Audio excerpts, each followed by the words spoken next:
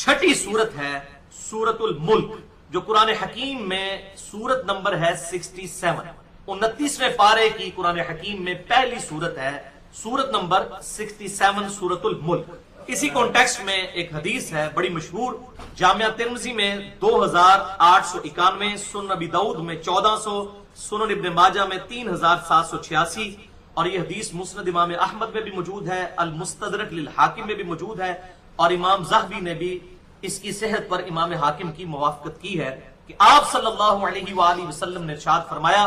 कुरान हकीम में 30 आयात पर मुश्तमिल एक ऐसी सूरत है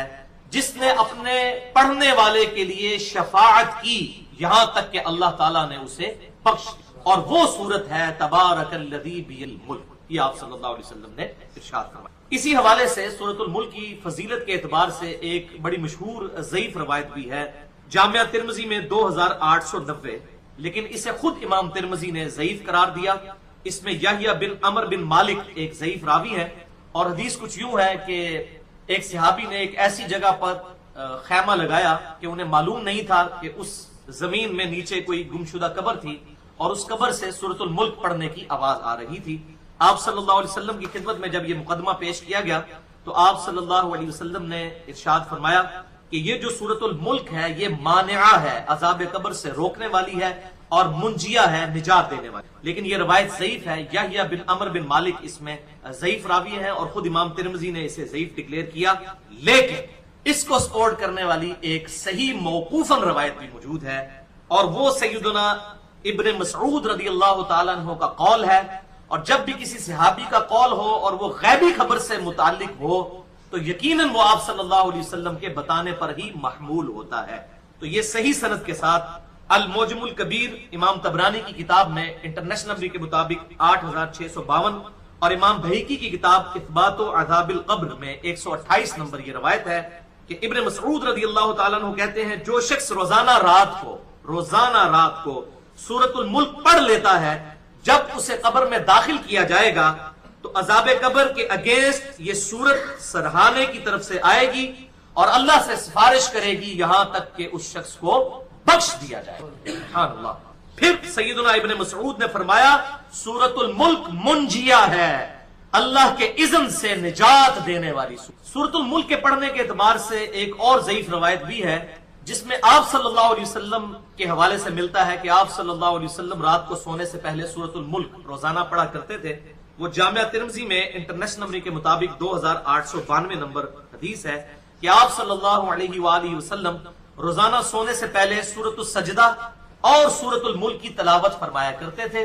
लेकिन ये हदीस भी उसूल मुहद्दिसीन पर ज़ईफ है। शेख अलबानी को गलती लगी और खुद शेख अलबानी के शागिर्दों ने उन पर गिरफ्त की कि यह रवायत बिल्कुल ज़ईफ है। इसमें लैथ बिन अबी सलीम मशहूर ज़ईफ रावी है, और इसके अलावा जितने भी तुरुक हैं इसके, उनमें एक कॉमन प्रॉब्लम है कि अबू जुबैर मुदल्लिस हैं और अन से रवायत कर रहे हैं और समा की तसरीह मौजूद नहीं है। लिहाजा ये हदीस जो है उसूल मुहद्दिसीन पर ज़ईफ है। लेकिन इसी हवाले से एक और रवायत भी मौजूद है बिल्कुल सही सनद के साथ, एक जलीलुल कद्र ताबई के हवाले से खालिद बिन मादान रहमहुल्लाह ताला अल मुतवफ़ा 103 हिजरी, उनके बारे में सही सनद के साथ सुनन दारमी में इंटरनेशनल नंबर के मुताबिक 3410 नंबर हदीस है। मिशकात में भी ये मौजूद है 2176, और इसके फुट नोट पे शेख जुबैर लिज़ई रहमहुल्लाह ने पूरी बहस की है, और ये बहस अलग से भी उनके जो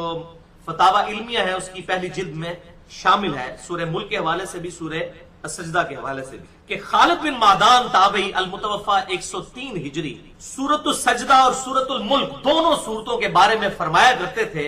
कि ये दोनों सूरतें अपने पढ़ने वाले के मुतालिक कब्र में झगड़ा करेंगी और अल्लाह से कहेंगी। अब ये बात तो हजरत इब्न मसूद के कौल से भी हमें पता चली, अल्लाह से कहेंगी कि या अल्लाह, अगर हम तेरी किताब में हैं तो हमारी ये शफात इस बंदे के हक में कबूल कर जो कि हमें पढ़ा करता था, वरना हमें अपनी किताब से ही निकाल दे। अल्लाह अकबर। और वो सिफारिश करती रहेंगी यहां तक कि अल्लाह ताला उस शख्स को जो सूरतुल सजदा और सूरतुल मुल्क पढ़ा करता था, अल्लाह ताला उसकी बख्शिश फरमा देगा। और इसमें यह भी अल्फाज है कि ये दोनों सूरतें परिंदों की तरह अपने पर फैला लेंगी और अज़ाब कब्र को रोकेंगी। अल्हम्दुलिल्लाह, सूरतुल सजदा और सूरतुल मुल्क। और इसकी कंक्लूजन सुनन दारमी की इस रवायत 3410 की इन अल्फाज में होती है कि वो तबा ताबी अबू खालिद कहते हैं कि खालिद बिन मादान रहमहुल्लाह अल मुतवफ़ा 103 हिजरी जलीलुल कद्र ताबी और कई सहाबा के शागिर्द वो उस वक्त तक रात को सोया नहीं करते थे जब तक कि सूरतुल मुल्क और सूरतुल सजदा की तिलावत न कर ले। लिहाजा ये सारी की सारी बातें सपोर्टिव हो जाती हैं उन ज़ईफ रवायतों को भी। लिहाजा इस हवाले से हमें एक और सूरत की फजीलत भी पता चली, 7वीं सूरत, और वो है सूरतुल सजदा। सूरत नंबर है 32, पारा नंबर 21 में। भाइयों, सूरतुल मुल्क 67 नंबर सूरत और सूरतुल सजदा 32 नंबर सूरत। इसकी आदत बनाएं कि इसे रात को सोने से पहले पढ़ लिया करें। दोनों ही 30-30 आयात पर मुश्तमिल है, ज्यादा टाइम नहीं लगता। जो रोजाना पढ़ने वाला है उसको 5-7 मिनट में दोनों सूरतें वो पढ़ सकता है। और इन्हीं की इंपॉर्टेंस के पेश नजर मैंने अलग से भी 2 लेक्चर्स इन्हीं 2 सूरतों पर रिकॉर्ड करवाए हुए हैं। मसला नंबर 76 जो रमजान मुबारक 1434 हिजरी 2013 में हमारी जो सालाना नशिस्त हुई थी सूरतुल सजदा में फिक्र आखिरत के बयान के हवाले से हमने ये पूरी सूरत कवर की थी 1 घंटे में। और मसला नंबर 93 जो पिछले रमजान में 1435 हिजरी में 2014 के अंदर जो हमारी फाइनल नशिस्त हुई थी उसमें मैंने सूरतुल मुल्क को भी उसकी फजीलत और तर्जमा और तफसीर को बयान किया था। सूरतुल सजदा पर्टिकुलरली फिक्र आखिरत के एतबार से बड़ी अहम सूरत, और यही वजह है कि सही बुखारी और सही मुस्लिम की मुत्तफकुन अलैह हदीस है। बुखारी में 891, मुस्लिम में 2034 कि इमाम कायनात सय्यदुल अव्वलीन वल आखिरीन शफीउल मुज़निबीन रहमतुल लिल आलमीन सय्यदुना व मौलाना इमाम आज़म मुहम्मदुर रसूलुल्लाह सल्लल्लाहु अलैहि व आलिहि वसल्लम हर जुम्मे की फजर की नमाज जो हुआ करती थी उसमें पहली रकत में सूरतुल सजदा और दूसरी रकत में सूरतुल दहर की तिलावत फरमाया करते थे, क्योंकि ये सूरत तज़कीर करने वाली है, नसीहत वाली है। तो जुम्मे का दिन तो है ही नसीहत का दिन। आप सल्लल्लाहु अलैहि वसल्लम सुबह का आगाज ही फजर में पहली रकत में सूरतुल सजदा पढ़कर किया करते थे। बुखारी और मुस्लिम की मुत्तफक़ुन अलैह। लिहाजा अपनी रूटीन बनाए कि सूरह अस-सजदा और सूरतुल मुल्क रात को सोने से पहले पढ़ लिया करें। और इसमें मैं आपको एक आसानी बता देता हूं शैतान के हमलों से बचने के लिए कि बसा औकात इंसान पर नींद का गलबा होता है और रात को इंसान सो गया, याद नहीं रहा पढ़ना, या वो सुस्ती की वजह से छूट गया। तो इसमें एक आसानी है और वो सही मुस्लिम में हदीस है इंटरनेशनल नंबर के मुताबिक 1745 कि आप सल्लल्लाहु अलैहि वसल्लम ने हम जैसे सुस्तुल वजूद लोगों के बारे में इरशाद फरमाया कि अगर कोई शख्स अपने रात के वज़ाइफ पढ़ना भूल जाए या उसके वो वज़ाइफ छूट जाएं तो अगले दिन जोहर की नमाज से पहले पहले पढ़ ले तो अल्लाह ताला उसको वैसा ही सवाब अता फरमा देगा। तो अगर कोई रात को पढ़ना सूरह सजदा या सूरतुल मुल्क भूल गया, अगले दिन फजर के बाद पढ़ ले, फजर के बाद नहीं पढ़ सका तो जोहर की नमाज से पहले पहले पढ़ ले तो उसको वही फजीलत मिलेगी इंशाअल्लाह। ये दोनों सूरतें अजाब कब्र से बचाएंगी और परिंदों की मानद अपने पर फैलाकर अल्लाह ताला के अजाब के अगेंस्ट हमारी शफात करेगी इंशाअल्लाह। सूरतुल मुल्क नबी सल्लल्लाहु अलैहि वसल्लम की चंद लाडली सूरतों में से, पसंदीदा सूरतों में से एक सूरत है। इस हवाले से एक बड़ी जबरदस्त हदीस है, सही सनद के साथ जामिया तिरमिज़ी में मौजूद है, सुनन नबी दाऊद के अंदर मौजूद है कि अल्लाह के महबूब सल्लल्लाहु अलैहि वसल्लम ने फरमाया कि कुरान हकीम में 30 आयात पर मुश्तमिल एक सूरत ऐसी है जिसने अपने पढ़ने वाले की शफात की, हत्ता कि उसे जन्नत में दाखिल करवा दिया, और वो सूरत है तबारकल्लज़ी बियदिहिल मुल्क। यानी ये सूरतुल मुल्क पारा नंबर 29 और सूरत नंबर है 67। इसी कॉन्टेक्स्ट में जामिया तिरमिज़ी में और रवायतें भी मौजूद हैं, लेकिन वो इतनी सेहत के दर्जे पे नहीं है जो मरफू रवायतें हैं। अलबत्ता उसको स्पोर्टिव चंद यानी मौकूफन रवायतें मौजूद हैं। मिसाल के तौर पर जामिया तिरमिज़ी में एक हदीस मौजूद है कि नबी इस्लाम ने फरमाया कि सूरतुल मुल्क मुंजिया है, ये निजात देने वाली है, अजाब कब्र से ये माने है। ये तमाम बातें उसूल मुहद्दिसीन पे वो रवायत कमजोर है, लेकिन इसको स्पोर्टिव एक मौकूफन रवायत अल मुजमुल कबीर तबरानी में मौजूद है। अब्दुल्लाह इब्न मसऊद रदियल्लाहु ताला अन्हु कहते हैं, ये बिल्कुल सही सनद के साथ है कि जो सूरतुल मुल्क है ये निजात देने वाली है अल्लाह के इज़्ज़त से, मुंजिया है, ये माने है, अजाब कब्र से रोकने वाली है। इस सूरत के पढ़ने वाले को जब कब्र में दफनाया जाएगा तो वो सरहाने की तरफ से आके अजाब कब्र के अगेंस्ट अल्लाह ताला के हुजूर सिफारिश करेगी ये सूरत, हत्ता कि उसे अल्लाह ताला बख्श देगा। तो और फिर साथ अब्दुल्लाह इब्न मसूद ने फरमाया कि रात को सोने से पहले इस सूरत को पढ़ लिया करो। एक कमजोर रवायत जामिया तिरमिज़ी में भी है कि सैयदना یعنی نبی صلی اللہ علیہ وآلہ وسلم کے حوالے سے ہی بیان کیا گیا کہ آپ علیہ السلام بھی رات کو سونے سے پہلے یہ سورت پڑھتے تھے، تو اس کو سپورٹیو یہ روایت بھی ہو جاتی ہے۔ اس طرح ایک اور ہے سیدنا خالد بن معدان کے بارے میں سنن طبرانی کے اندر، ایک تابعی ہیں 103 ہجری میں فوت ہوئے، ان کے بارے میں آتا ہے کہ وہ اس وقت تک نہیں سوتے تھے جب تک کہ سورہ السجدہ اور سورہ ملک کی تلاوت کر نہ لیں رات کو، اور وہ کہتے تھے کہ یہ دو صورتیں اللہ کے عذاب سے نجات دینے والی صورتیں ہیں، حتیٰ کہ یہ اللہ تعالیٰ کے ساتھ جھگڑا کریں گی اس کی شان کے لائق، جس طرح ہے کہ یا اللہ یہ بندہ ہمیں پڑھا کرتا تھا، یا تو اس شخص کو چھوڑ دے یا ہمیں اپنی کتاب سے نکال دے، تو اللہ تعالیٰ ان کی شفاعت قبول فرما لے۔ یہ تو یعنی مطلقاً بھی روایتیں موجود ہیں، مسند احمد میں حدیث موجود ہے کہ نبی علیہ السلام نے فرمایا کہ روزہ اور قرآن قیامت والے دن شفاعت کریں گے، اور جس کے حق میں شفاعت کریں گے اللہ تعالیٰ شفاعت قبول فرما لے گا۔ تو یہ صورت یعنی کوشش کیا کریں کہ رات کو سونے سے پہلے پڑھ لیں، سنت ہے، یعنی تابعین سے صحابہ سے ثابت ہے، اور رات کی ڈیفینیشن اسلام کے اندر ہے غروب آفتاب کے بعد رات شروع ہو جاتی ہے، اور فجر کا وقت داخل ہونے سے پہلے یہ پوری کی پوری رات ہے، آپ کسی بھی وقت میں سے پڑھ سکتے ہیں، مغرب کے بعد بھی پڑھ سکتے ہیں، عشاء کے بعد بھی پڑھ سکتے ہیں۔ اور اگر کوئی رات کو پڑھنا بھول جائے تو صحیح مسلم میں ایک حدیث ہے کہ نبی صلی اللہ علیہ وآلہ وسلم نے فرمایا جو شخص رات کے وظائف بھول جائے یا کسی وجہ سے وہ سو جائے تو اگلے دن کی ظہر سے پہلے اگر ان کو پڑھ لے تو اللہ تعالیٰ اس کو وہی فضیلت عطا فرما دے گا۔ یعنی کتنا بڑا مارجن ہے۔ اسی کے تحت ایک دفعہ وہ شاہ محمد نورانی صاحب نے ٹی وی میں کہیں کہہ دیا آ کے کہ جس کی تراویح کی نماز رہ جائے نا تو وہ اشراق کے وقت میں بے شک پڑھ لے، تو لوگوں نے کہا لو جی انہوں نے کیا بات کر دی، تو ان کی بات بالکل ٹھیک تھی کہ اگر کوئی رات کو سویا رہ گیا تو نفلی عبادت ہے، تو اشراق کے وقت میں بھی ایون نبی علیہ السلام کبھی بعض کا تہجد کی نماز رہ جاتی تھی تو بخاری مسلم میں آتا ہے کہ آپ علیہ السلام پھر اشراق کے وقت میں اتنے نوافل اور پڑھ لیا کرتے۔ دیکھیں جی باقی معاملات میں بھی تو ہم ٹائم دے رہے ہوتے ہیں نا، کوشش تو یہی کرنی چاہیے کہ سارے وظائف جو آپ کر سکتے ہیں وہ ضرور کریں۔ بہرحال بعض اوقات کسی کی مجبوری ایسی ہو سکتی ہے کہ اسے آفس کی مجبوریوں کی وجہ سے یا اپنے کاروبار کی مصروفیت کی وجہ سے یا بچوں کی دیکھ بھال کی وجہ سے ہماری اسلامی بہنوں کو ٹائم نہ ملے،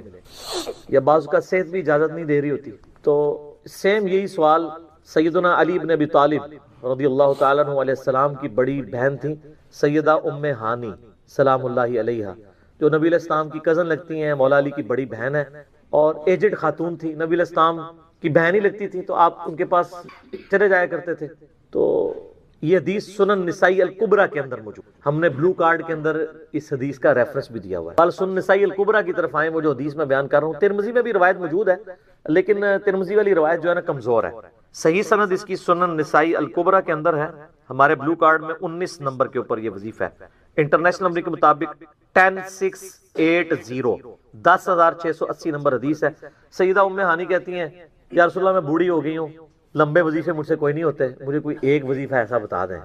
جو میں کر لوں میرے لیے کفایت کرے۔ سر جو وظیفہ پھر لیا ہے نا مولا علی کی بہن نے، وہ ایسا وظیفہ ہے کہ مجھے ابھی تک اتنا تگڑا اور کوئی وظیفہ نہیں احادیث میں نظر آیا جس کی اتنی فضیلت ہو۔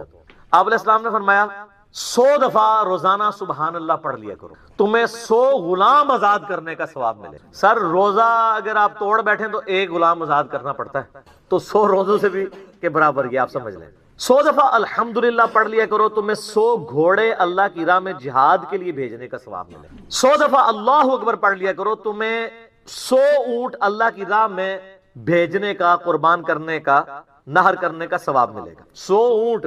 سر ایک اونٹ کی قیمت آلموسٹ 2-2.5 لاکھ کروڑوں روپے کا وظیفہ ہے جی، ملینز آف ڈالرز کا یہ وظیفہ ہے فری میں۔ اور 100 دفعہ لا الہ الا اللہ پڑھ لیا کرو، یہ زمین و آسمان کے درمیان جتنا فاصلہ ہے اس کو ثواب سے بھر دے۔ سر لا الہ الا اللہ کے پھر برابری کون کر سکتا ہے؟ وہ حدیث بطاقہ ہے نا، کاغذ کے پرزے والی حدیث جامع ترمذی میں، کہ ایک شخص کے 99 دفاتر گناہوں کے کھولے جائیں گے اور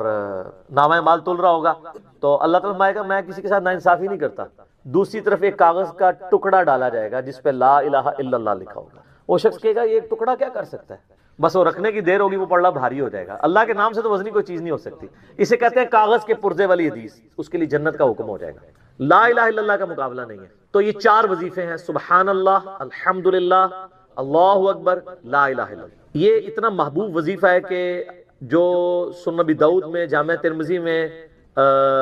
صلاۃ و تسبیح والی حدیث ہے، اس میں 300 دفعہ کون سے کلمات پڑھے جاتے ہیں؟ یہی سبحان اللہ والحمد للہ ولا الہ الا اللہ واللہ اکبر، بس اتنا ہی پڑھنا ہوتا ہے۔ یہ ولا حول ولا قوت الا باللہ کی حدیثیں الگ سے ہیں، لیکن صراط و تسبیح میں اتنا ہی پڑھنا ہوتا ہے، چاروں کلمات۔ حتیٰ کہ صحیح مسلم میں حدیث ہے، نبی علیہ السلام نے فرمایا یہ چار کلمات مجھے ہر اس چیز سے بڑھ کر محبوب ہیں جن پہ سورج طلوع ہوتا ہے، یعنی دنیا اور جو کچھ دنیا کے اندر ہے اس سے بڑھ کر مجھے یہ چیز محبوب ہے کہ میں یہ چار کلمات کہہ لوں، سبحان اللہ والحمد للہ ولا الہ الا اللہ واللہ اکبر۔ اور صحیح مسلم کی ایک اور حدیث ہے کہ نبی علیہ السلام نے فرمایا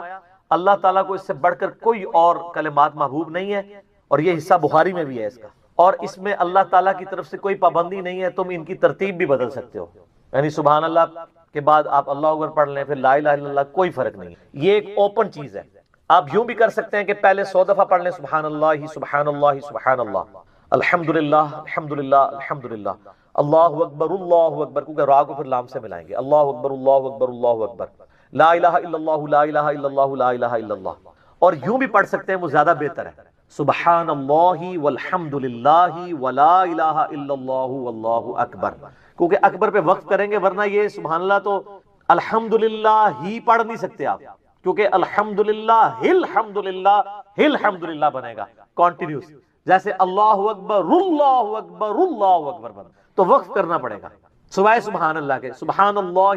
اللہ یہ تو پڑھ سکتے ہیں، لیکن الحمدللہ کو الحمدللہ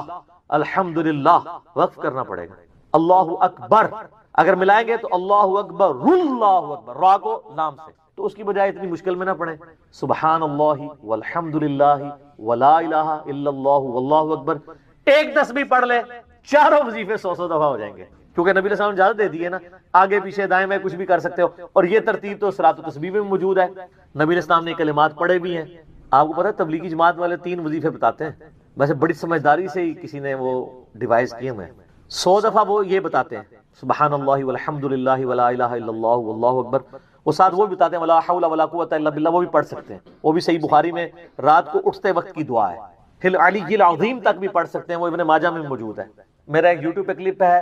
6 کلموں کا ثبوت، تو میں نے بتایا 4 کلمے ثابت ہیں، 2 مولویوں کے لکھے ہوئے ہیں آخری والے جو ہیں، تو بلکہ وہ میرا بیٹا تو وہ اس کے وہ کورس میں آیا تو اس نے وہ 2 یاد ہی نہیں کیے، تو اس کو ماں کہہ رہی یاد کرو، کہتی ثابت، وہ کہتا ثابت ہی نہیں ہے تو کیوں سارے یاد کر۔ ہم ریکویسٹ کریں گے، ہمارے پاس بھی وہ کورس اسلامیات کا جو ہے نا اس کو ریویو کرنے کے لیے بھیجا ہوا ہے ہماری اکیڈمی میں انہوں نے، تو ہم اس میں ان کو ریکویسٹ کریں گے کہ یہ آخری 2 کلمے نکال دیں، پہلے 4 کلمے ثابت ہیں، وہ تو ثابت ہی نہیں ہے، تو خام خواہ لوگوں کو آپ رٹا رہے ہیں، الٹا جن لوگوں کی شادی ہونے والی ہوتی ہے وہ بیچارے ٹینشن میں پڑے ہوتے ہیں 6 کلمے یاد کرنے، حالانکہ کلمے کے ساتھ کوئی تعلق ہی نہیں اس کے۔ تو یہ جو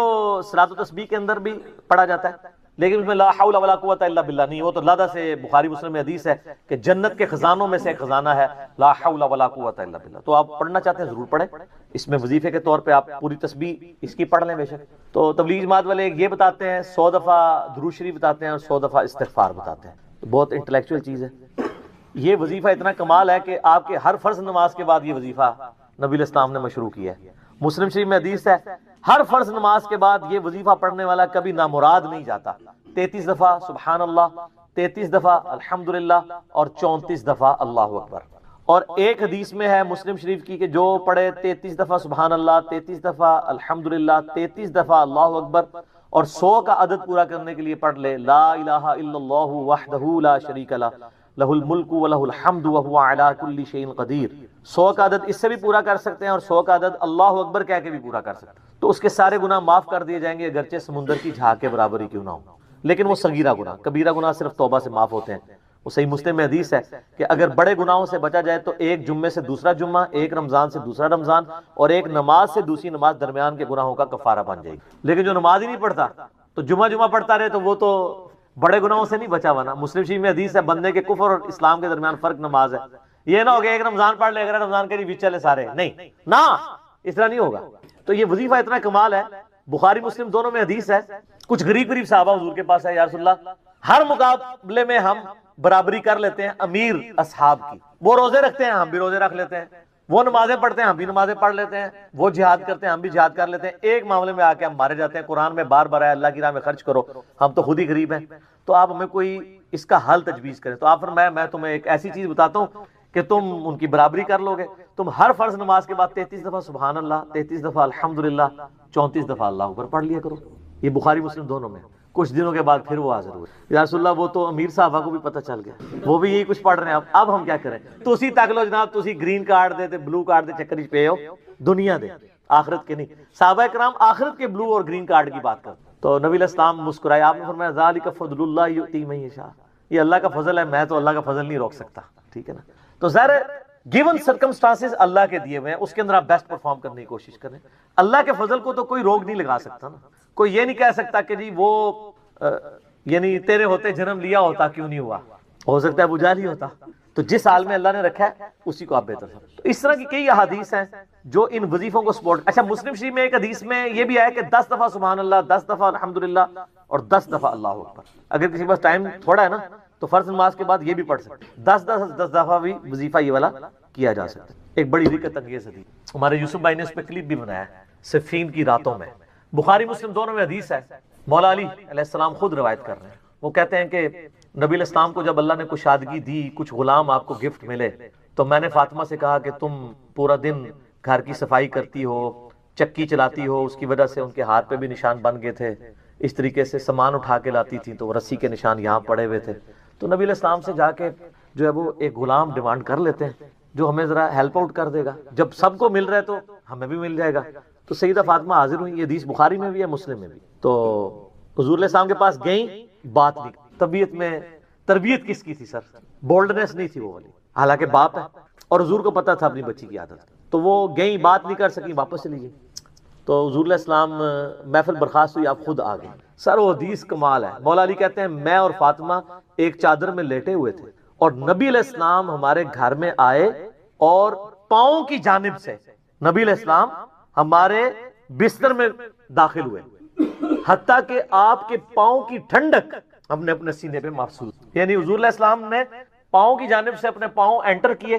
اور وہ پاؤں سیدہ فاطمہ اور مولا علی کے سینے تک پہنچ گئے، تو انہوں نے ان کو سینے سے لگا لیا۔ سر یہ فرینکنس کسی صحابی کو نصیب ہو سکتی؟ تو آپ نے فرمایا وہ فاطمہ تم آئی تھی، کوئی کام تھا؟ سیدہ فاطمہ سے پھر بھی بات نہیں نکلی۔ تو حضرت علی کہتے ہیں میں نے نا پھر کہا یا رسول اللہ وہ میں نہیں بھیجا تھا، پورا دن کام کرتی ہے۔ آپ کی بیویاں کہتی ہیں ہماری کوئی ذمہ داری نہیں ہے، یہ بھی تو بیوی تھی نا۔ بخاری مسلم میں حدیث ہے جنتی عورتوں کی سردار ہے فاطمہ سلام اللہ علیہا۔ تو میں نے غلام کے لیے عرض کیا تھا یہ تھک جاتی ہے ہمیں ہیلپ آؤٹ کر دے گا۔ آپ علیہ السلام فرمایا میں تمہیں سے بہتر نہ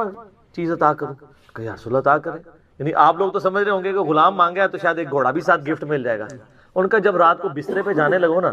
تو 33 دفعہ سبحان اللہ، 33 دفعہ الحمدللہ اور 34 دفعہ اللہ اکبر پڑھ لیا کرو، یہ تمہارے لیے اس غلام سے بھی بہتر ہے، یعنی سارے دن کی تھکاوٹ اتر جائے گی۔ سر یہ بہت بہترین وظیفہ ہے۔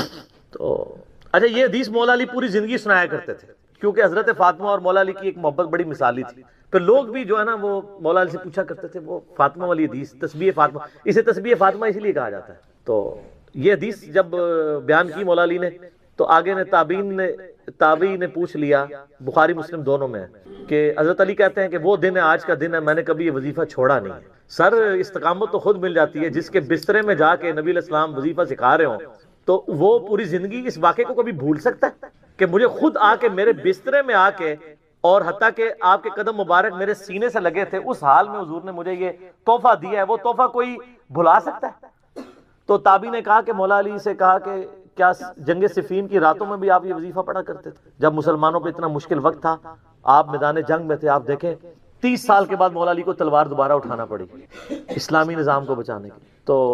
مولا نے کہا ہاں صفین کی راتوں میں بھی میں نے کبھی یہ وظیفہ نہیں چھوڑا۔ تو اس پہ وہ کلپ بنایا تھا صفین کی راتوں میں، یہ اتنا کمال کا وظیفہ۔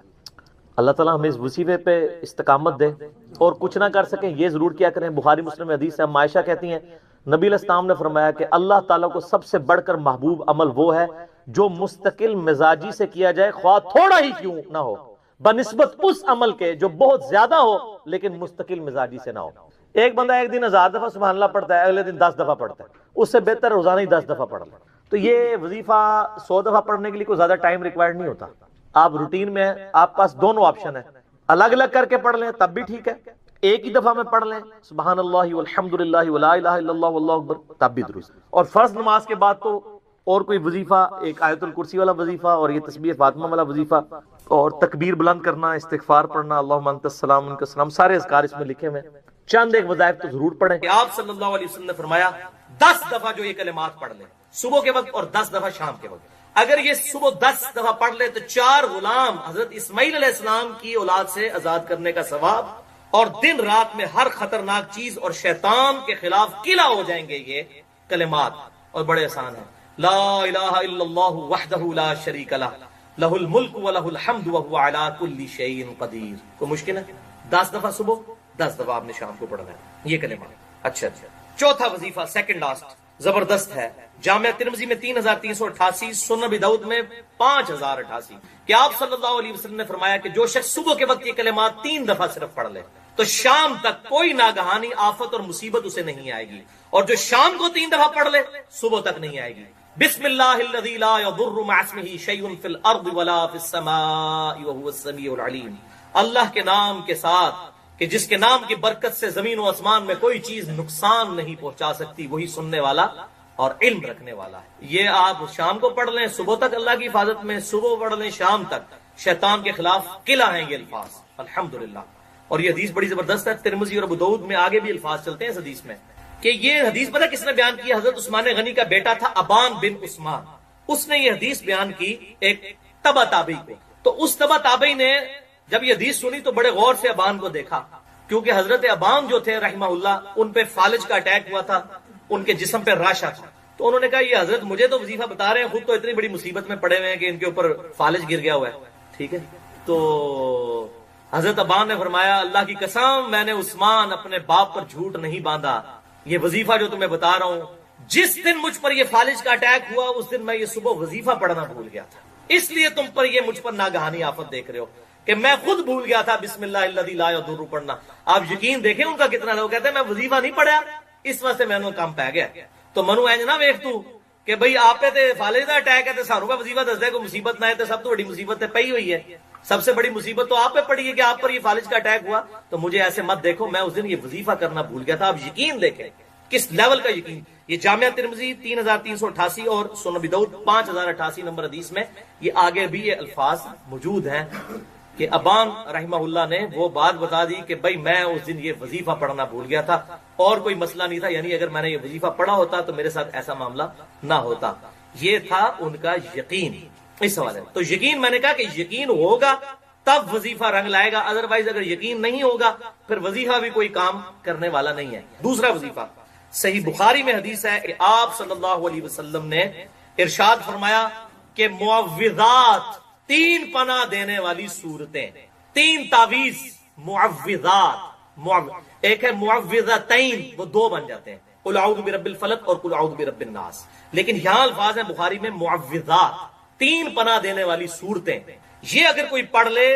تو یہ 3 صورتیں شیطان، جنات اور جادو کے خلاف اللہ کی پناہ میں آنے کا ذریعہ ہے۔ یہ تعویذ ہیں یہ 3 صورت، اور بخاری میں 5017 نمبر حدیث اسی کانٹیکسٹ میں موجود ہے کہ آپ صلی اللہ علیہ وسلم معوذات رات کو سونے سے پہلے 3 دفعہ پڑھتے تھے، 3 دفعہ سورہ اخلاص، 3 دفعہ سورۃ الفلق اور 3 دفعہ سورۃ الناس، آخری 3 صورتیں معوذات 3 پناہ دینے والی 3 تعویذ، 3 تعویذ پڑھ کے 3 دفعہ آپ صلی اللہ علیہ وسلم ہاتھوں کو پھونک کے اپنے پورے جسم پہ جہاں تک ہاتھ پہنچتا تھا آپ صلی اللہ علیہ وسلم دم کیا کرتے تھے۔ یہ ہے سنت، دم کو بھی ہم مانتے ہیں۔ اور قربان جب حضرت عائشہ کے الفاظ ہیں اسی حدیث میں کہ جب حضور بیمار ہو گئے تو میں یہ صورتیں پڑھا کرتی تھی، پڑھ کے آپ کے ہاتھوں پر پھونک کے آپ کے ہاتھوں کو ہی آپ کے جسم پہ پھیرا کرتی تھی، اپنے ہاتھوں کو نہیں، ظاہر ہے وہ تو مبارک ہاتھ ہے۔ تو حضرت عائشہ پڑھتی تھی، حضور صلی اللہ علیہ وسلم کو دم ڈالتی تھی، لیکن دم ڈالنے کے بعد حضور کے ہاتھوں پر پھونک کے حضور کے ہاتھوں کو ہی حضور کے جسم پر صلی اللہ علیہ وآلہ وسلم پھیرا کرتی تھی۔ تو یہ بہترین تعویذ ہے، قل هو اللہ احد اور قل اعوذ برب الفلق اور قل اعوذ برب الناس، یہ پڑھ کر پھونکے، یہ ہمارے ان اذکار میں موجود ہے۔ دوسرا وظیفہ ہے۔ تیسرا وظیفہ آیت الکرسی کا وظیفہ، سورۃ البقرہ کی آیت نمبر 255، جس کے بارے میں صحیح بخاری میں انٹرنیشنل نمبر کے مطابق 2311 نمبر حدیث ہے کہ آپ صلی اللہ علیہ وسلم نے اس بات کو انڈورس کیا جب شیطان انسانی شکل میں حضرت ابو ہریرہ کے پاس آیا رضی اللہ تعالی عنہ، بڑی ڈیٹیل حدیث ہے، اینڈ پہ اس نے ایک وظیفہ بتایا حضرت ابو ہریرہ کو اور کہا کہ اے ابو ہریرہ اگر تم رات کو سونے سے پہلے آیت الکرسی سورۃ البقرہ کی آیت نمبر 255 پڑھ لو گے، اللہ لا الہ الا هو الحی القیوم وهو العلی العظیم تک، تو پوری رات اللہ تعالیٰ کی طرف سے ایک فرشتہ تمہاری حفاظت پر مامور ہو جائے گا۔ تو یہ شیطان نے وظیفہ دیا اور اپنی جان چھڑائی، تو آپ صلی اللہ علیہ وسلم کی خدمت میں حضرت ابو ہریرہ آئے تو آپ صلی اللہ علیہ وسلم نے فرمایا کہ وہ ہے تو جھوٹا تھا، انسانی شکل میں آیا، وہ شیطان تھا ابو ہریرہ، تجھے پتہ نہیں چلا لیکن بات اس نے سچی کی۔ تو یہ پہلا وظیفہ ہے کہ آیت الکرسی رات کو پڑھیں، انشاءاللہ صبح تک حفاظت ہوگی۔ ویسے آپ نے فجر کے بعد بھی ایک دفعہ پڑھ لیا تب بھی ٹھیک ہے، وہ سنن نسائی الکبریٰ کے اندر صحیح سند کے